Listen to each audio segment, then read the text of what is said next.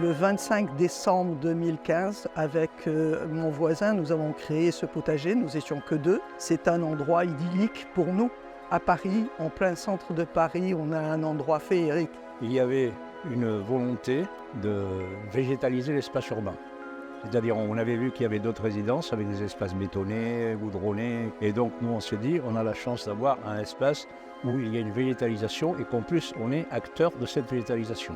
La première année, on était 10, la deuxième année, on était 50, la troisième année, on est monté à 200 sur 1500 mètres carrés. Et là, on peut accueillir tout le monde, faire des grands repas. J'étais partisan de l'ouverture au quartier. C'est de rompre l'image du logement social, qui est une espèce de ghetto, qui est quelque chose d'ouvert avec des gens normaux qui sont en contact avec tout le monde.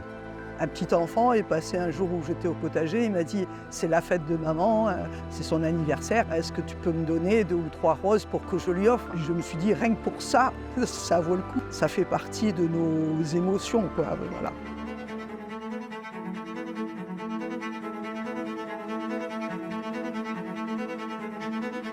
Là, on est à 11 rue des Cascades, dans le 20e arrondissement de Paris.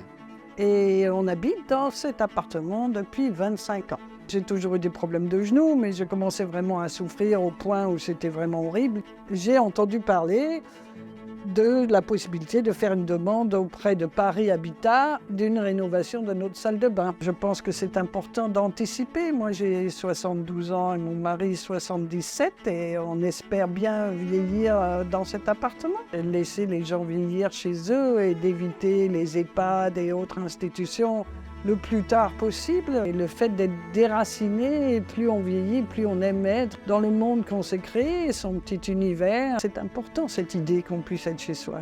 Les salles de bain, les toilettes, l'électricité peut-être, des barres de soutien, des barres de maintien. Oui, tout est pris en charge par Paris Habitat. Hein. On essaie de tout faire pour leur faciliter la vie en fait avec Paris Habitat. Mais je peux dire qu'on fait beaucoup de choses pour les locataires, vraiment. Vraiment beaucoup.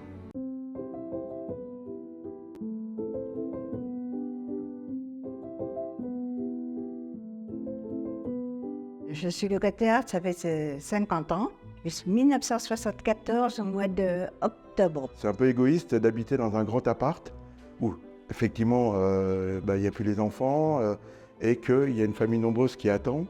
Ma mère effectivement voulait en trouver beaucoup plus petit, mais allez où?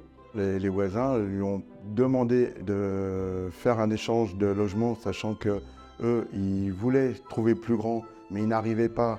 Là, c'était l'occasion de rêver, en plus, juste en face. On aimait trop bien la maison ancienne, sauf que malheureusement, on était trop serrés et entassés. Tous les locataires de Paris Habitat ont le droit à cet échange. Puis j'ai été contacté par l'agence en me disant « Ne vous inquiétez pas, votre échange se fera sans aucun obstacle. » Ça change tout d'avoir une pièce de plus, franchement. Moi, je ne pensais pas avoir vraiment de l'espace comme ça. Je me dis, c'est dingue, en fait, une chambre de plus, ça m'a changé la vie, en fait. La plateforme Échanger ABT que je conseille à tout le monde, franchement, finalement, ça marche.